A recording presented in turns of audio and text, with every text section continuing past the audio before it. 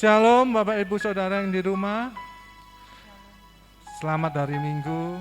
Kita bisa beribadah secara online. Tapi kita percaya suatu saat kita bisa beribadah onsite di dalam gereja. Amin.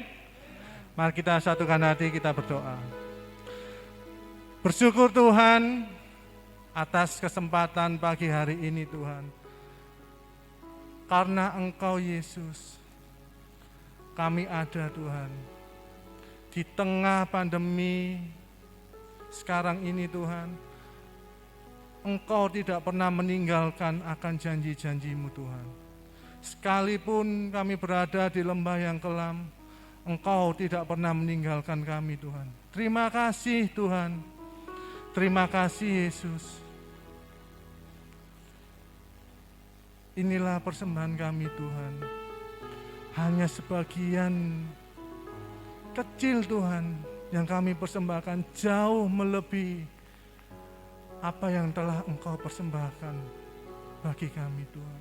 Engkau menebus hidup-Mu Tuhan, hanya untuk kami ini ya Tuhan, yang berdosa ini Tuhan. Terima kasih Tuhan. Sebentar lagi kami akan beribadah Tuhan. Biarlah Engkau tetap berada di tengah-tengah kami Tuhan. Hanya Engkaulah Allah kami, satu-satunya Tuhan yang kami percaya, bahkan dulu, sekarang, sampai selamanya tidak akan pernah berubah Tuhan. Terima kasih Tuhan. Di dalam nama Tuhan Yesus Kristus. Haleluya. Amin.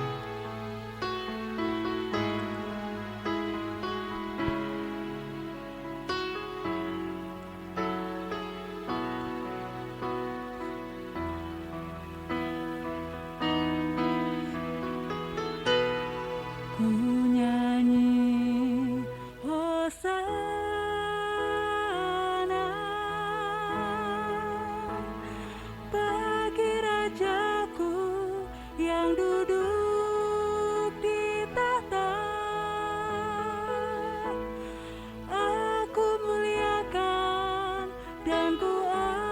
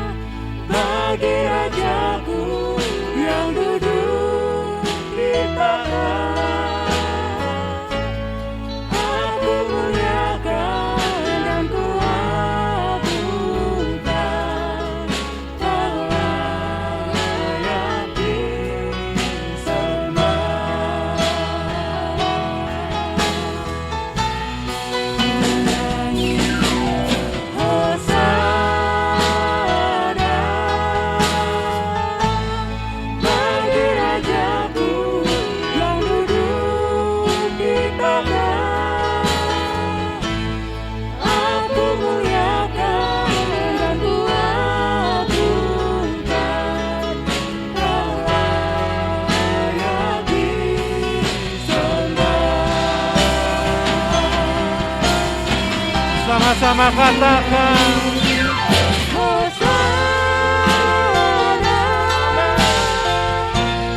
Bagi Rajaku yang duduk di tahta, aku muliakan dan kuagungkan. Kau layak disembah. Ku nyanyi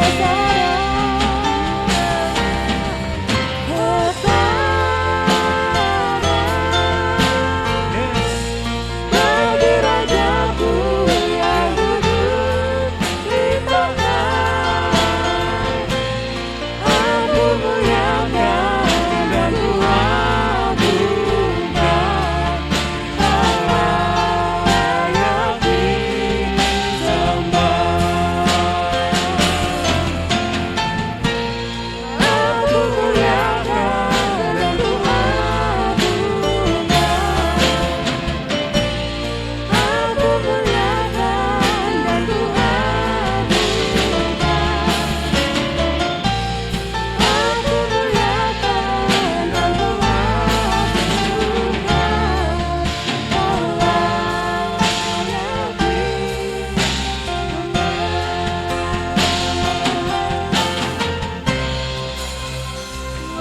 memilihmu bagian yang terbaik, selamanya akan terganti. Harta yang paling berharga hanya Kau Yesus selamanya. Memilihmu bagian yang terbaik, selamanya takkan terganti. Harta yang paling berharga hanya Kau Yesus selamanya.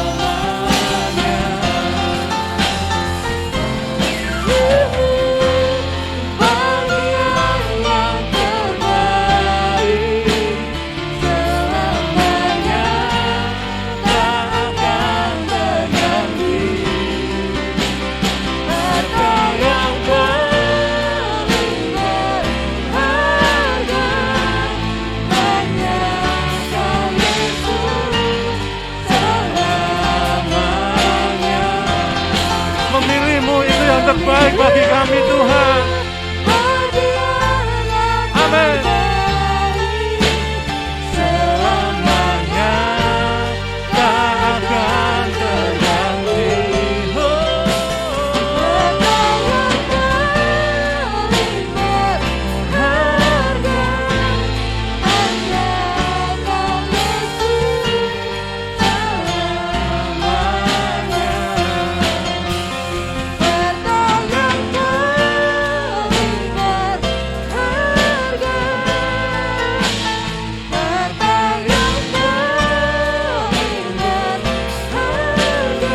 Satu hal yang paling berharga kami Tuhan.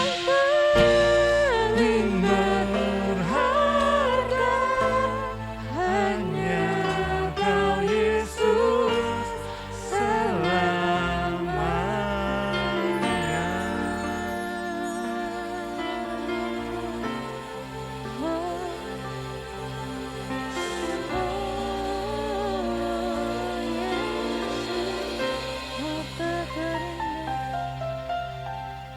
Sungguh Tuhan, hanya Engkau harta yang berharga bagi setiap kami.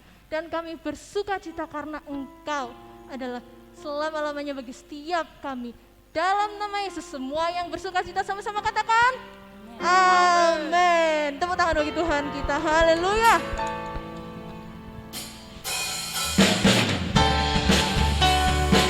Semua yang Tuhan perbuat untuk engkau dan saya ada luar biasa, amin.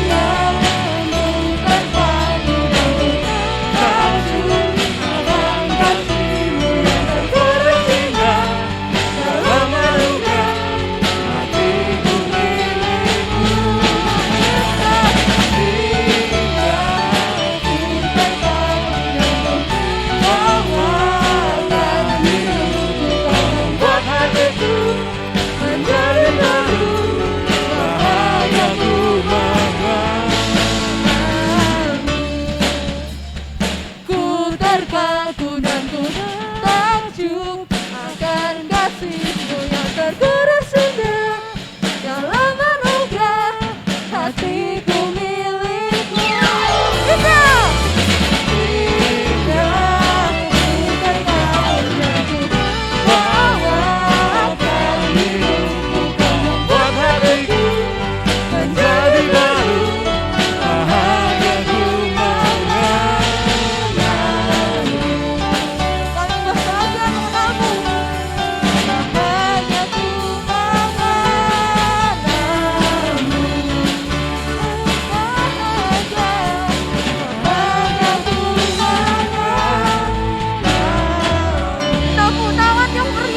Kita kita. Haleluya.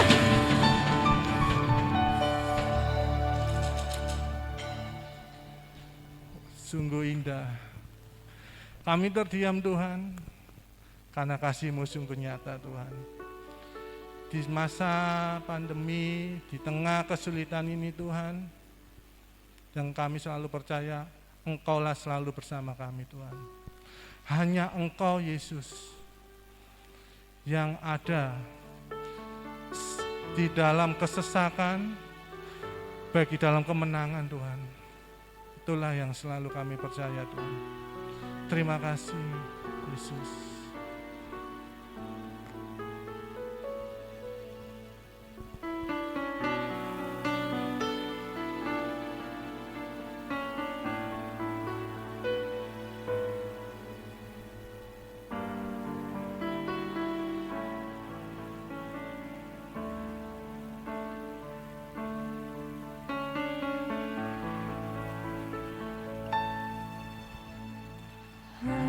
Kau tempatku berlindung,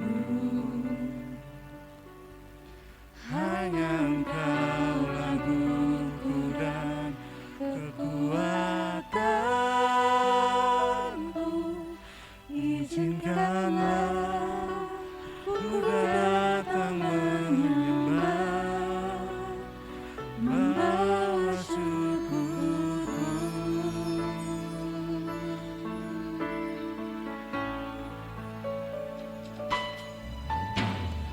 Hanya Kau tempatku berlindung, hanya Engkau laguku dan kekuatanku.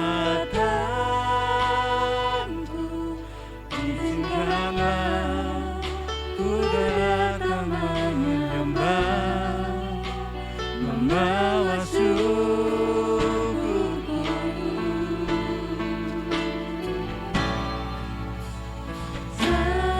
Sedalamnya hatiku Kau pun tahu, dan kasih-Mu tak jauh dalam jiwaku. Di dalam kesesakan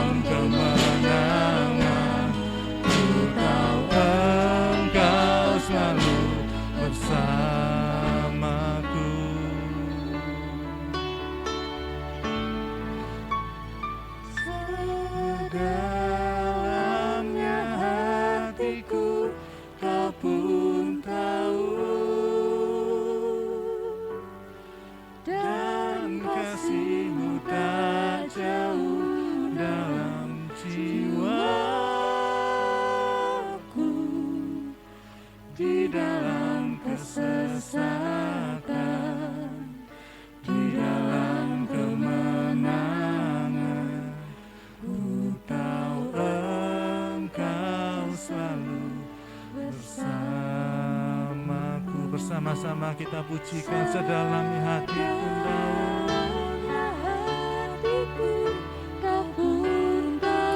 Yes, amin. Dan kasih-Mu tak jauh dalam jiwaku,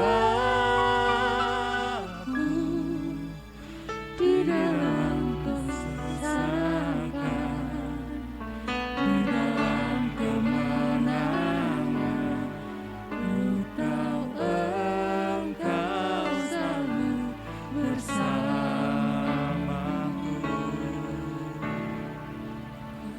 Di dalam kesesakan, di dalam kemenangan, Ku tahu Engkau selalu bersamaku.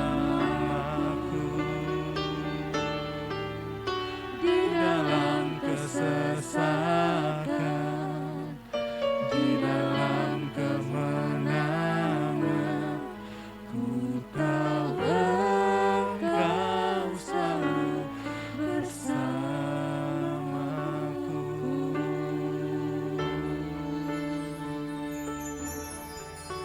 Yes, Tuhan.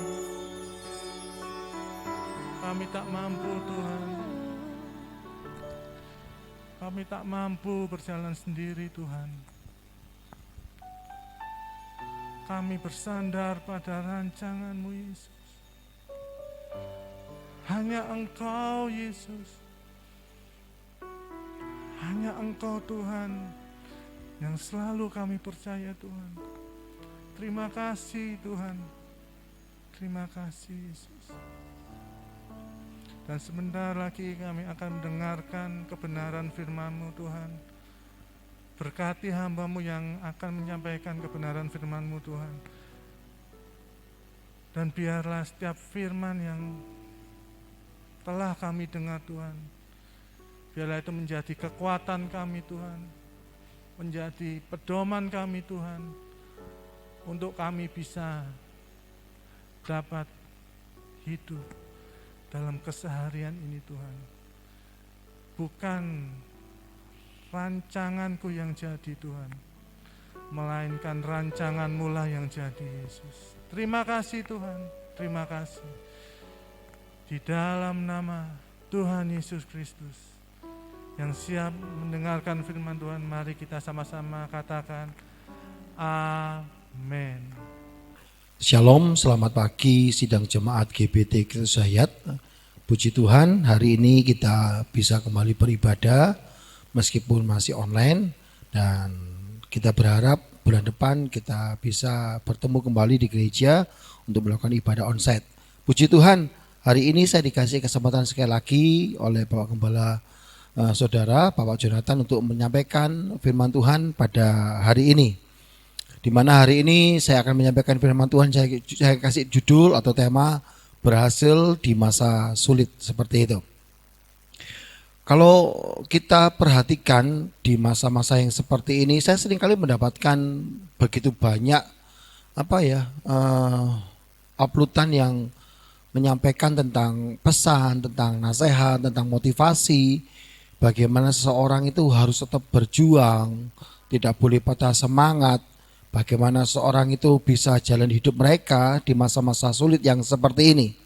Dan ada begitu banyak kisah-kisah inspiratif yang saya temukan di sosial media yang menceritakan, yang mengkisahkan tentang begitu banyak orang yang bisa berhasil ketika mereka melewati masa-masa yang sulit dalam kehidupan mereka, ketika mereka sesudah menghadapi masa-masa yang sulit dalam kehidupan mereka. Salah satunya kisah yang menarik bagi saya adalah, mungkin Anda pernah makan ini berulang kali dalam kehidupan Anda, yaitu KFC, Kentucky Fried Chicken itu. Kita makan itu berulang kali dan mungkin kita tidak pernah tahu ceritanya kenapa KFC itu bisa berdiri, terkenal sampai seluruh dunia, sampai detik ini. Kita semua tahu pendirinya adalah seorang yang bernama Colonel Sanders, dan dia berhasil untuk membuat KFC itu besar ketika dia berusia 70 tahun.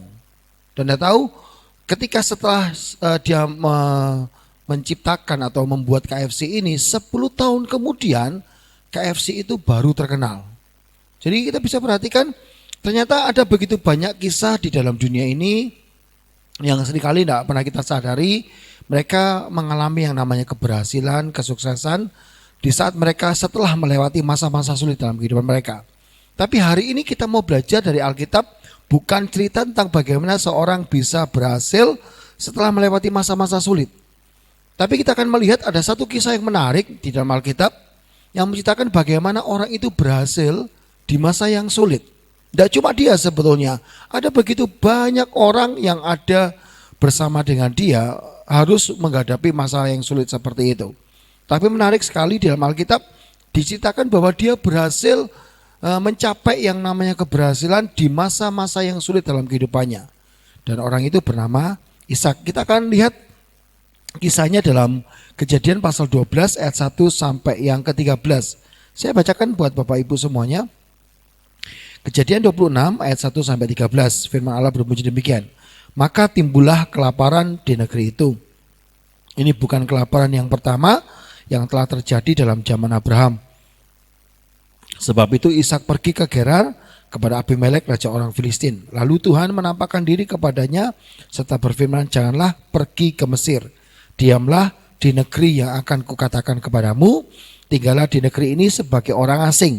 Maka aku akan menyertai engkau dan memberkati engkau. Sebab kepadamulah dan kepada keturunanmu akan kuberikan seluruh negeri ini. Dan aku akan menepati sumpah yang telah kuikrarkan kepada Abraham ayahmu. Aku akan membuat banyak keturunanmu seperti bintang di langit. Aku akan memberikan kepada keturunanmu seluruh negeri ini. Dan oleh keturunanmu semua bangsa di bumi akan mendapat berkat. Karena Abraham telah mendengarkan firmanku dan memelihara kewajibannya kepadaku, yaitu segala perintah, ketetapan dan hukumku. Jadi tinggallah Ishak di Gerar. Ketika orang-orang tempat itu bertanya tentang istrinya, berkatalah ia, dia saudaraku. Sebab ia takut mengatakan ia istriku karena pikirnya jangan-jangan aku dibunuh oleh penduduk tempat ini karena Ribka sebab elok parasnya. Setelah beberapa lama ia ada di sana, pada suatu kali menjenguklah Abimelek raja orang Filistin itu dari jendela, maka dilihatnya Ishak sedang berjumbu-jumbuan dengan Ribka istrinya. Lalu Abimelek memanggil Ishak dan berkata, sesungguhnya dia istrimu, masakan engkau berkata dia saudaraku? Jawab Ishak kepadanya, karena pikirku jangan-jangan aku mati karena dia. Tetapi Abimelek berkata, apakah juga yang telah kau berbuat ini terhadap kami? Mudah sekali terjadi salah seorang dari bangsa ini tidur dengan istrimu, sehingga dengan demikian engkau mendatangkan kesalahan atas kami. Lalu Abimelek memberi perintah kepada seluruh bangsa itu, siapa yang mengganggu orang ini atau istrinya, pastilah ia akan dihukum mati. Maka menaburlah Ishak di tanah itu, dan dalam tahun itu juga ia mendapat hasil 100 kali lipat, sebab ia diberkati Tuhan. Dan orang itu menjadi kaya, bahkan kian lama kian kaya, sehingga ia menjadi sangat kaya. Hari ini kita belajar tentang kisah Ishak yang ditulis dalam Kejadian pasal 26 ayat 1 sampai 13, di mana Alkitab memberikan informasi yang begitu luar biasa jelasnya di saat Ishak tinggal di Kanaan. Kalau kita melihat dalam pasal sebelumnya, Ishak tinggal di Kanaan dekat sungai Laharoi. Seperti begitu. Dia berada di situ, tinggal di situ, dan seluruh tanah Kanaan dikatakan mengalami masa kelaparan. Mungkin yang dimaksud adalah kekeringan yang luar biasa sehingga sulit untuk mereka bertanam, sulit bagi mereka untuk bisa mendapatkan rumput yang segar buat hewan ternak mereka. Di tengah-tengah kondisi yang seperti ini, saya yakin Ishak sebagai seorang pria, seorang kepala rumah tangga, seorang suami, seorang ayah, seorang majikan, dia mulai berpikir bagaimana dia bisa menyelamatkan dirinya dan seluruh keluarganya dari masa-masa yang sulit ini. Maka dikatakan oleh firman Tuhan, dia punya rencana untuk pindah ke Mesir. Mungkin dia mendengar di Mesir keadaan kondisinya jauh lebih baik daripada di Kanaan. Mungkin di Mesir keadaannya jauh lebih indah lah, lebih teratur lah, lebih bisa dijadikan tempat untuk hidup di sana daripada di Kanaan. Oleh karena itu dia berencana untuk pindah ke sana. Dan dikatakan di situ ketika dia sampai di Gerar, ini saya dapatkan petanya, ya, memang Gerar adalah salah satu jalan utama menuju ke Gaza. Dari Gaza bisa ke Mesir. Itu jalan yang seringkali dipakai oleh pedagang yang ada. Jalan utama yang seringkali dipakai di situ. Dan disitulah Ishak tinggal di situ. Mungkin dia sedang beristirahat. Pada zaman itu ketika orang bepergian dalam istilahnya dalam rombongan yang begitu besar dan melewati sebuah daerah begitu, maka mereka biasanya minta izin kepada penguasa yang ada di daerah itu untuk mereka bisa lewat di situ. Karena mungkin perjalanan mereka mengganggu banyak orang di situ, hewan ternak makan rumput di situ, atau mereka harus dapat air di situ untuk perjalanan mereka. Bahkan kadang-kadang mereka harus membayar upeti ketika mereka harus lewat di situ. Dan dikatakan di situ Ishak mulai tinggal di Gerar, mungkin dia sedang beristirahat sejenak untuk kemudian melanjutkan perjalanannya menuju ke Mesir. Dan dari situlah saya bisa melihat ada hal yang menarik untuk kita bisa perhatikan. Kalau boleh saya katakan ada 3 pertanyaan yang mungkin harus kita bisa tanyakan dalam diri kita. Untuk kita bisa memahami bagaimana kita bisa berhasil di masa yang sulit dalam kehidupan kita. Dan kita mau belajar itu dari kehidupan seorang yang bernama Ishak. Saya katakan tadi ada 3 hal pertanyaan ya yang mungkin harus kita jawab dalam kehidupan kita. Yang pertama saya temukan, seberapa penting Tuhan dalam hidupmu? Ketika kita menghadapi masa yang sulit dan kita ingin berhasil di masa yang sulit itu, pertanyaan pertama adalah seberapa penting Tuhan itu dalam hidupmu? Saya yakin semua orang berkata, oh itu penting sekali. Tapi seringkali begini saya dapatkan, bukan Tuhannya yang penting, tetapi berkat Tuhannya yang penting, betul enggak? Banyak orang melihat bahwa berkatnya Tuhan, mujizatnya Tuhan, karyanya Tuhan, apa yang dikerjakan Tuhan, apa yang diberikan Tuhan, apa yang dilakukan Tuhan dalam kehidupan kita itu jauh lebih penting daripada Tuhan itu sendiri. Dan itu seringkali terjadi dalam kehidupan banyak orang. Tapi sekarang pertanyaan yang penting bukan apa yang dikerjakan Tuhan, apa yang dilakukan Tuhan, apa yang diberikan Tuhan, apa yang dikerjakan Tuhan dalam kehidupan kita itu yang penting. Tetapi apakah Tuhannya itu penting dalam kehidupan kita? Itu pertanyaan yang harus bisa kita jawab. Kita harus bisa buktikan itu dalam kehidupan kita. Dan saya menemukan bahwa bukti bahwa kalau kita betul-betul menempatkan Tuhan sebagai sosok pribadi yang penting, sesuatu yang penting dalam kehidupan kita, hal yang terutama dalam kehidupan kita adalah dengan ketaatan kita. Karena itu yang saya temukan di Ishak. Kalau kita lihat dalam Kejadian pasal 26 ayat 2 sampai 5, di situ Tuhan menyampaikan tentang perintahnya dan begitu panjang lebar dia sampaikan perintah itu dengan alasan-alasan yang Tuhan sudah berikan kepada Ishak pada saat itu. Menariknya ayat yang ke-6 diresponi Ishak dengan ketaatan. Ini menandakan bahwa Ishak menempatkan Tuhan itu sebagai sosok pribadi yang sangat penting. Makanya saya kasih pertanyaan, seberapa penting Tuhan bagi hidup kita? Ketika kita ingin meraih yang namanya keberhasilan dalam kehidupan kita di masa-masa sulit seperti ini, coba kita tanyakan yang pertama, seberapa penting Tuhan itu dalam hidup saya?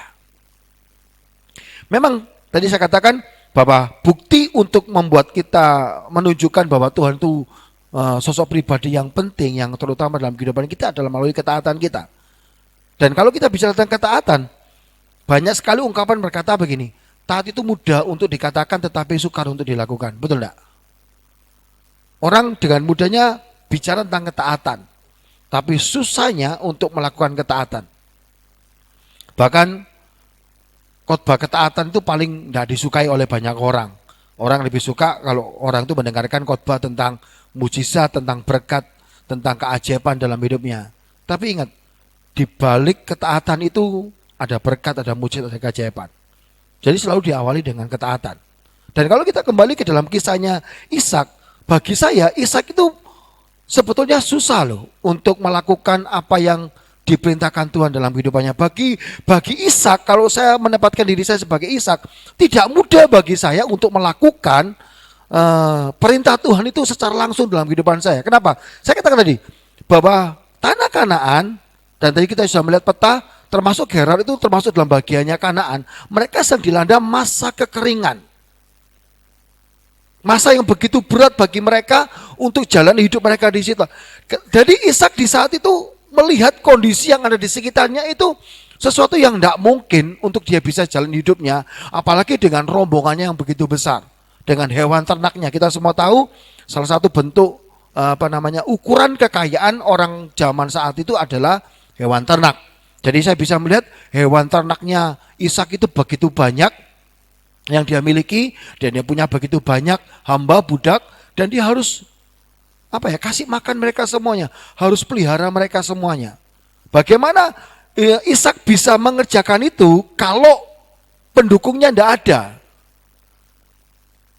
Kalau dayanya tidak ada, apalagi dengan kondisi tanah yang begitu kering.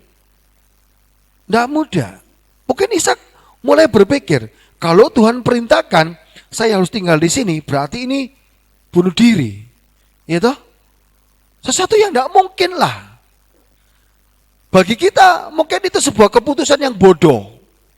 Karena harus tinggal di tempat yang begitu gersang, yang istilahnya tidak mungkin ada harapan di situ, tapi Tuhan berkata tinggal di situ.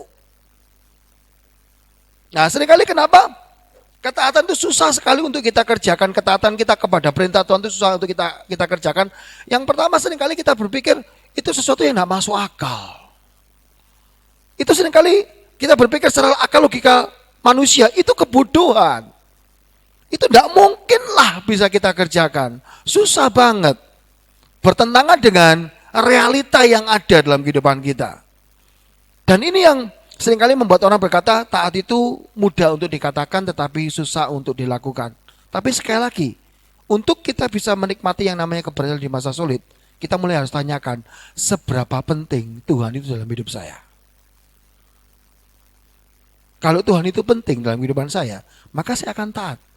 Apa yang dikatakan Tuhan, apa yang difirmankan Tuhan, apa yang diperintahkan Tuhan dalam kehidupan saya akan saya kerjakan. Meskipun bagi orang lain, bagi manusia, bagi kita itu sesuatu yang tidak mungkin, itu sesuatu yang bodoh lah, itu tidak masuk akal, itu sudah istilahnya bertentangan dengan realita yang ada dalam kehidupan kita. Susah untuk kita kerjakan. Tapi ini yang saya dapatkan. Kenapa Ishak berani melakukan ketaatan itu? Karena dia percaya bahwa perintah Tuhan, di balik semua perintah Tuhan yang diberikan kepadanya, dia percaya ini ada rancangan Tuhan yang baik dalam hidupnya untuk masa depan hidupnya. Ini yang harus kita juga pahami dalam kehidupan kita dan harus kita taruh dalam kehidupan kita. Kita harus pahami dengan benar bahwa setiap perintah Tuhan yang Tuhan berikan kepada kita yang seringkali tidak masuk akal itu, yang seringkali kita anggap itu sebuah kebodohan, yang selalu bertentangan dengan logika akal manusia, dengan realita yang ada, kita harus mempercayainya sebagai sebuah rancangan Tuhan yang terbaik buat kita untuk masa depan hidup kita. Masalahnya begini. Saya yakin banyak orang Kristen percaya bahwa Tuhan punya rancangan yang terbaik dalam hidupnya. Melalui setiap perintah Tuhan, melalui setiap kehendak Tuhan yang Tuhan nyatakan dalam hidupnya. Kita percaya, tapi itu cuma berhenti, di pikiran. Ketika kita melihat semuanya itu, kita mendengar semuanya itu, kita berkata, aku percaya Tuhan punya rancangan yang baik. Tapi masalahnya cuma berhenti di pikiran. Kita tidak pernah tuangkan itu di perbuatan. Itu masalahnya. Tidak seperti Ishak. Ishak tidak hanya berhenti di pikirannya, tapi dia tuangkan itu juga di perbuatannya. Karena banyak orang Kristen itu berkata percaya, itu berhenti di pikirannya. Tapi tidak pernah dituangkan di dalam perbuatannya. Dan itu masalah besar. Makanya banyak orang Kristen susah untuk taat. Karena iman percayanya cuma berhenti di pikiran. Tidak pernah dituangkan dalam perbuatan. Dari kisah Ishak ini, maka saya menemukan bahwa ketaatan itu adalah kualitas karakter yang menentukan masa depan kehidupan kita. Sekali lagi, ketaatan itu adalah kualitas karakter yang menentukan masa depan kita. Pertanyaannya, kita pahami enggak? Kita mau kerjakan enggak? Jadi hal yang pertama, pertanyaannya, seberapa penting Tuhan dalam hidup kita, itu yang harus menjadi bagian dalam kehidupan kita. Di masa-masa yang sulit ini ketika kita aku pengen berhasil. Bukan cuma berhasil setelah melewati masa sulit, tapi berhasil ketika masa sulit harus kita hadapi dalam kehidupan kita. Pertanyaan yang pertama, seberapa penting Tuhan dalam kehidupan kita. Yang kedua, pertanyaan kedua, seberapa baik hubungan kita dengan sesama kita. Kenapa saya katakan begitu? Karena saya yakin bukan kebetulan di dalam ayat yang ke-7 sampai yang ke-11 Alkitab memberikan kisah bagaimana ada masalah antara Ishak dengan Ribka. Konteks sesama itu yang paling dekat adalah orang yang ada di dalam lingkungan keluarga kita. Entah itu pasangan hidup kita, entah keluarga kita, itu konteks sesama yang paling dekat dalam kehidupan kita. Ya. Itu hubungannya kita dengan mereka bagaimana? Sekali lagi, bukan sebuah kebetulan Tuhan menyisipkan kisah ini di dalam Kejadian pasal 26. Tetapi sekali lagi Tuhan ingin kasih tahu kepada kita, menginformasikan kepada kita, mengajarkan kepada kita bahwa ketika kita memiliki hubungan yang baik dan benar dalam kehidupan kita, itu mempengaruhi keberhasilan dalam kehidupan kita. Itu mempengaruhi keberhasilan dalam hidup kita, secara khusus di masa-masa yang sulit seperti ini. Memang kalau kita kembali tadi melihat Kejadian pasal 26, tidak ada pertengkaran yang hebat antara Ishak dan Ribka ditulis di sana. Nah, tiba-tiba Ribka ngambek begitu, marah besar terhadap apa yang dilakukan Ishak, karena saya yakin setiap istri akan melakukan hal yang tidak tidak terima ketika dia diperlakukan oleh suaminya dengan cara yang seperti Ishak lakukan. Coba Anda bayangkan kalau Anda pergi ke suatu tempat bersama dengan suami Anda, lalu suami Anda bertemu dengan orang lain dan orang lain tanya kepada suami Anda, siapa perempuan yang ada di samping Anda? Lalu suami Anda berkata, oh ini pembantu saya, oh ini adik saya.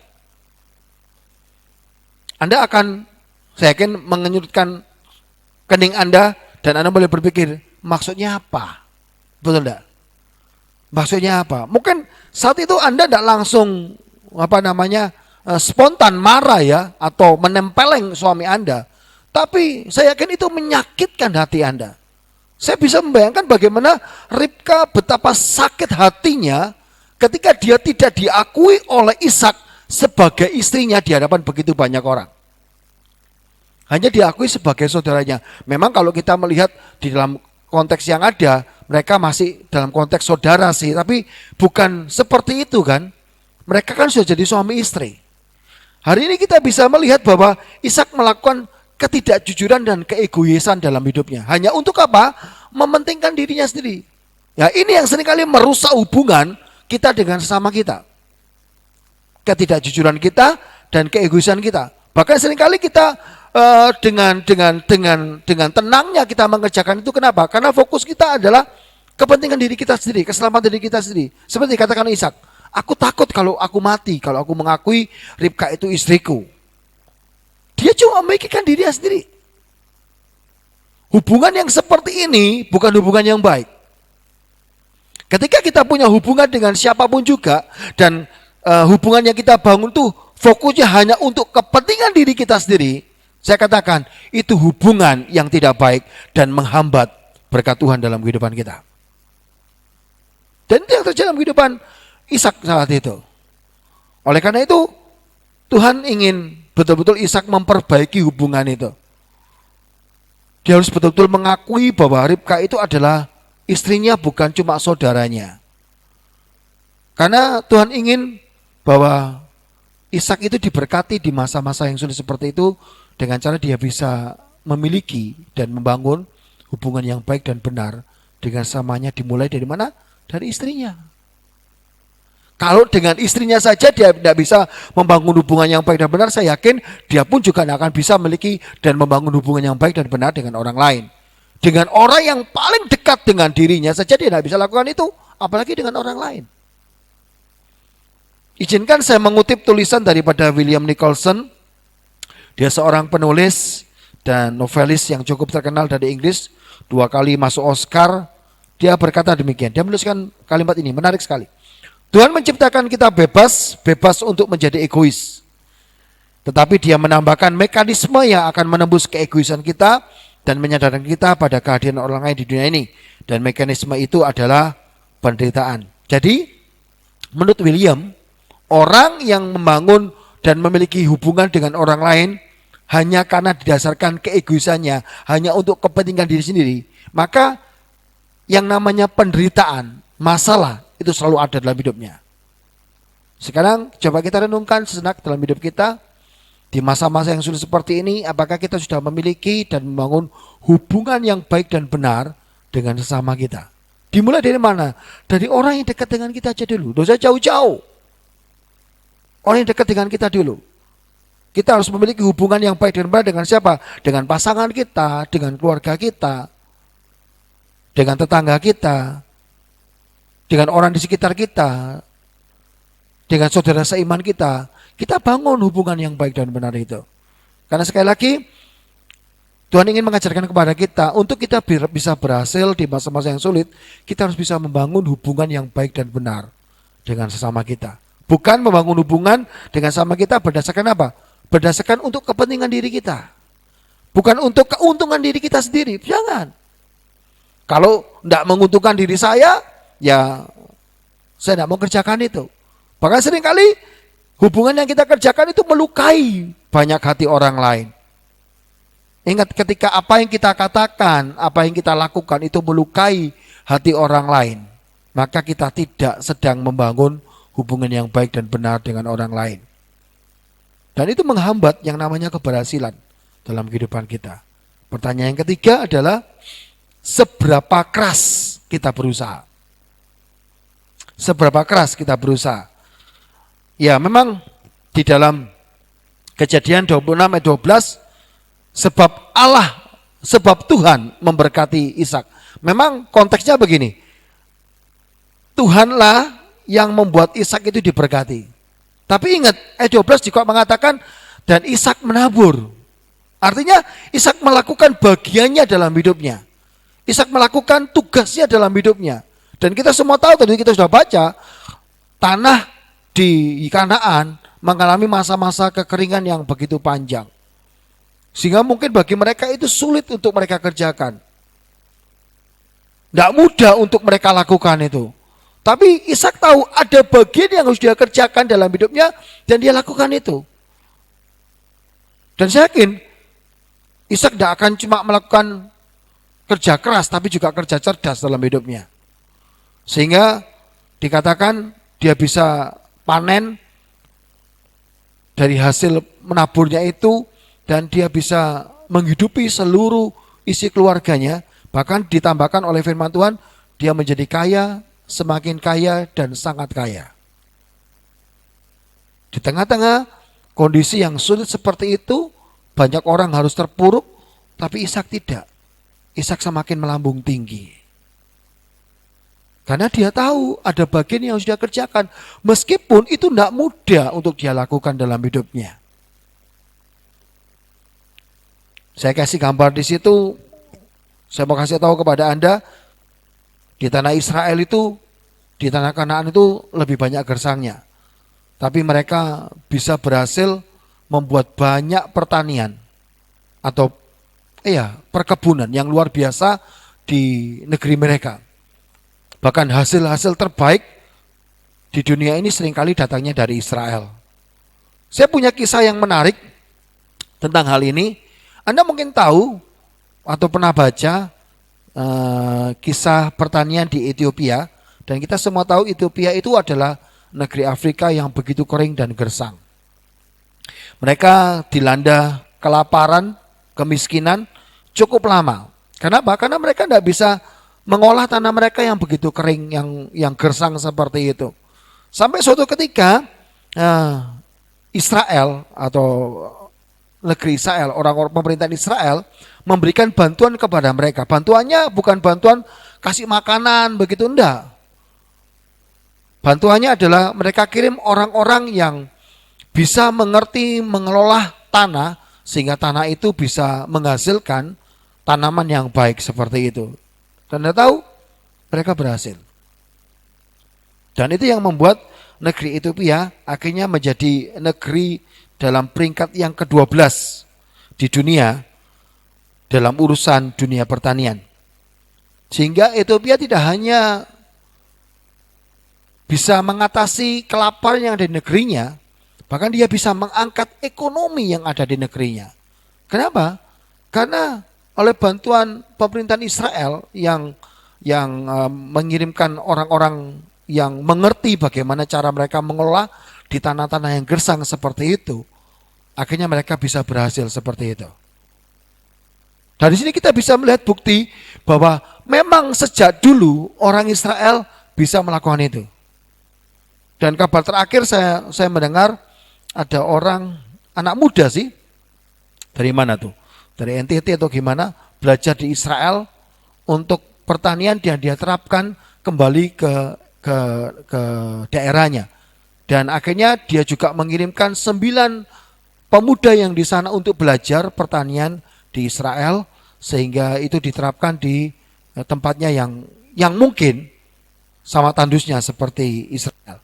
Dari sini kita bisa melihat bahwa kita butuh yang namanya motivasi diri kita untuk berusaha keras dan berusaha cerdas di dalam masa-masa sulit ini dan menolak untuk menyerah.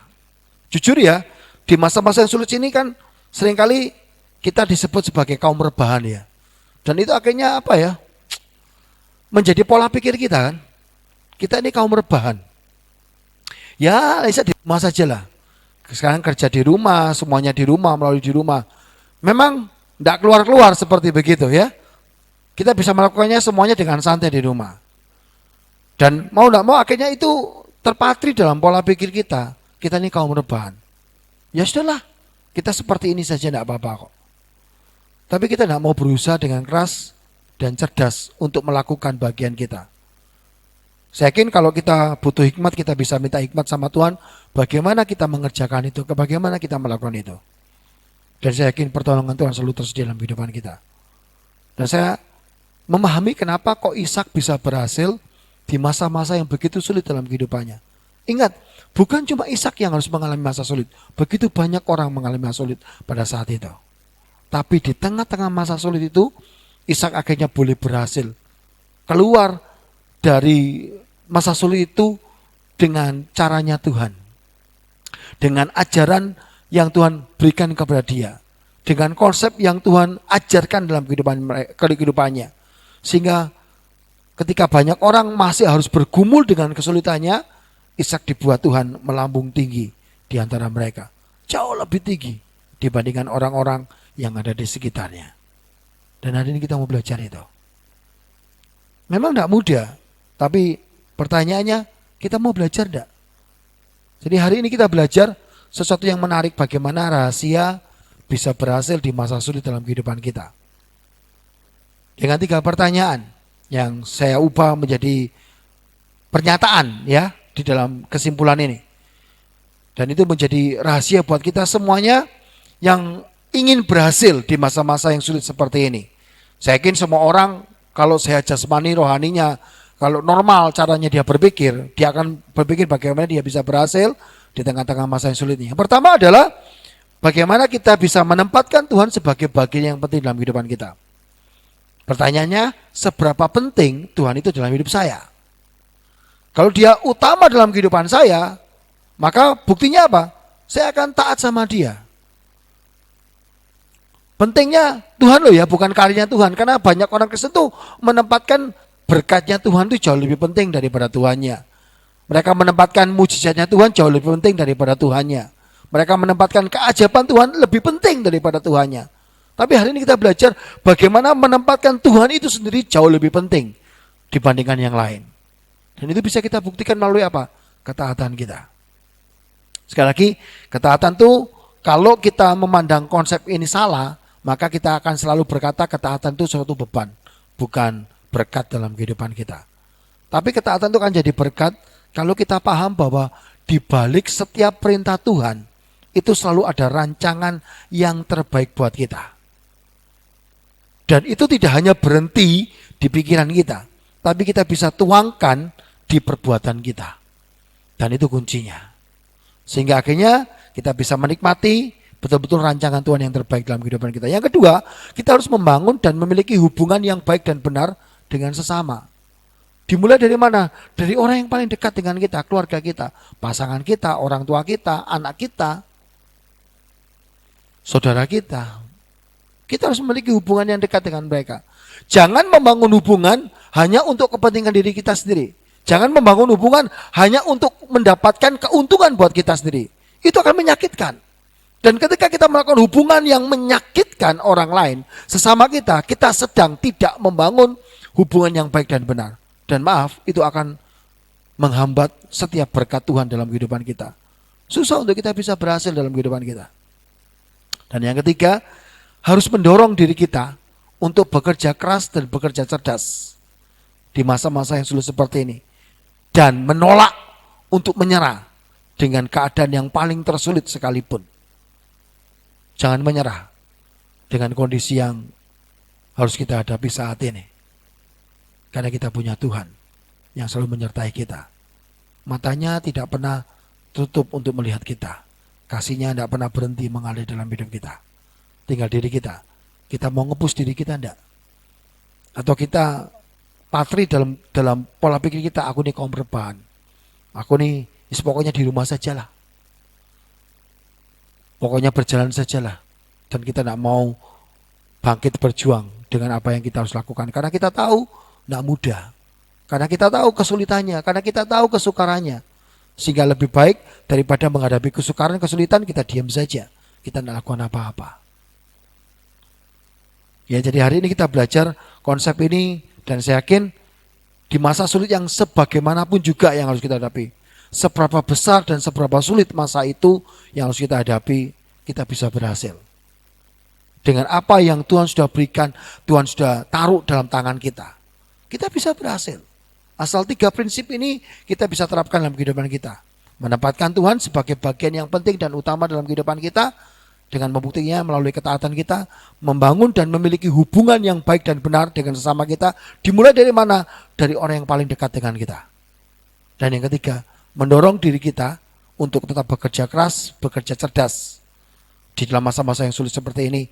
Dan jangan pernah menyerah dengan situasi yang paling tersulit pun dalam kehidupan kita. Amin. Mari kita tundukkan kepala kita. Kita berdoa. Terima kasih Tuhan. Hari ini kami boleh belajar sebagian daripada firman-Mu untuk kami boleh melihat dan menemukan bahwa Engkau punya rancangan rencana yang sangat baik dalam kehidupan kami meskipun kami harus berada di masa-masa yang paling sulit dalam kehidupan kami Tuhan. Kuatkan kami karena kami tahu Tuhan kalau Engkau sudah pernah melakukannya dalam kehidupan Ishak, maka kami yakin Engkau pun juga bisa melakukannya dalam kehidupan kami saat ini karena kami pun adalah umat-Mu Tuhan. Terima kasih Tuhan. Menyerahkan setiap kehidupan kami dalam tangan-Mu, setiap sidang jemaat-Mu, dimanapun kami berada, di rumah kami masing-masing, memberkati setiap hidup kami, kesehatan kami, berikan kami kesehatan yang baik dalam kehidupan kami, sehingga kami tak boleh beraktivitas, memuji memuliakan nama-Mu, melakukan tugas kegiatan kami dengan baik, sehingga kami tetap bisa memuliakan nama-Mu Tuhan. Memberkati juga segenap keluarga kami, pernikahan kami, anak-anak kami, masa depan kehidupan mereka semuanya. Kami yakin Tuhan, Engkau menyediakan apa yang kami butuhkan tepat pada waktunya sehingga kami tidak pernah berkekurangan dalam kehidupan kami. Terima kasih Allahku, terima kasih. Kami juga berdoa buat setiap kegiatan aktivitas kami, pekerjaan kami, bisnis usaha kami, apapun yang kami kerjakan dengan kedua belah tangan kami, Engkau membuatnya berhasil dan berkat telah terus melimpah dalam kehidupan kami. Terima kasih Allahku, terima kasih. Kami juga berdoa buat saudara kami yang mungkin dalam keadaan sakit dan lemah tubuh. Kami pertaruhkan mereka dalam tangan-Mu Tuhan. Engkau Yehova Rafa buat kami. Engkau sanggup menyembuhkan segala penyakit dalam hidup kami. Oleh karena itu Tuhan, kami pertaruhkan mereka di dalam nama Tuhan Yesus Kristus. Biarlah kesembuhan menjadi milik mereka. Mereka boleh dipulihkan, disembuhkan. Mereka boleh melakukan aktivitas kegiatan mereka, ibadah dan pelayanan mereka kembali Tuhan dengan baik. Kami juga menyerahkan setiap kami yang mungkin harus menghadapi banyak masalah, pencobaan, godaan Tuhan. Biarlah Engkau terus memberikan akal budi, hikmat, kebijaksanaan, kekuatan yang daripada-Mu. Jalan keluar yang terbaik selalu Engkau sediakan buat kami semua Tuhan. Karena kami tahu kasih karunia-Mu tidak pernah berhenti mengalir dalam hidup kami. Terima kasih Tuhan, terima kasih. Kami juga berdoa buat bangsa negara kami, buat pemerintah yang ada di negara kami, buat mereka yang duduk di dalam pemerintahan di tingkat yang paling atas sampai paling bawah. Tuhan berikan akal budi, hikmat, kebijaksanaan dari surga sehingga mereka boleh mengambil setiap keputusan yang terbaik untuk warga negara yang ada dan bangsa kami boleh dipulihkan dari krisis yang ada Tuhan. Terima kasih menyertai memberkati program vaksinasi yang ada di seluruh Indonesia. Tuhan berkati pemerintah yang ada, berikan kebijaksanaan sehingga semuanya boleh berjalan dengan baik. Tuhan berikan kekuatan buat para nakes sehingga mereka boleh mengerjakan tugas mereka juga dengan baik Tuhan. Terima kasih Allahku, terima kasih memberkati Bapak Gembala Sidang tempat ini Pak Jonathan bersama dengan keluarga. Tuhan berikan kesehatan yang baik buat hamba-Mu, buat keluarga yang ada sehingga mereka boleh tetap melayani Engkau. Dan dimanapun hamba-Mu berada, nama Tuhan dipuji dan dipermuliakan. Apapun yang hamba-Mu butuhkan, kami yakin Tuhan Engkau sanggup menyediakannya dengan cara-Mu yang ajaib dalam hidupnya. Terima kasih Tuhan, memberkati juga sidang jemaat-Mu yang ada di rumah kami masing-masing. Kami menyerahkan kehidupan kami dalam tangan-Mu Tuhan. Kalau minggu depan kami boleh kembali beribadah onsite, biarlah Engkau memberkati kami, menyertai kami dan melindungi kami sehingga kami boleh mengerjakannya dengan baik Tuhan, dan kami lebih lagi menikmati persekutuan dengan-Mu bersama-sama dengan saudara seiman kami yang lain. Terima kasih Allahku, terima kasih. Masyarakat, kita mengatakan kita bersama-sama, kita mau terima berkat Tuhan. Seperti firman Tuhan sudah katakan, Tuhan memerintahkan berkat-berkat-Nya ke dalam setiap lumbung-lumbung kita. Tuhan memerintahkan berkat-berkat-Nya ke dalam setiap rumah tangga kita masing-masing. Tuhan memerintahkan berkat-berkat-Nya ke dalam setiap segala usaha pekerjaan kita. Tuhan akan membuat kita menjadi kepala dan bukan ekor di tahun ini, dan Tuhan akan mengangkat kita naik terus tinggi dan tidak pernah turun dalam hidup kita. Dan biarlah berkat yang daripada Allah Bapa, kasih karunia daripada Tuhan Yesus Kristus, penyertaan Roh Kudus menyertai kita mulai hari ini dan sampai selama-lamanya. Di dalam nama Tuhan Yesus Kristus kita semua yang percaya dan diberkati Tuhan, sama-sama kita katakan amin. Selamat pagi, Tuhan Yesus memberkati kita semuanya.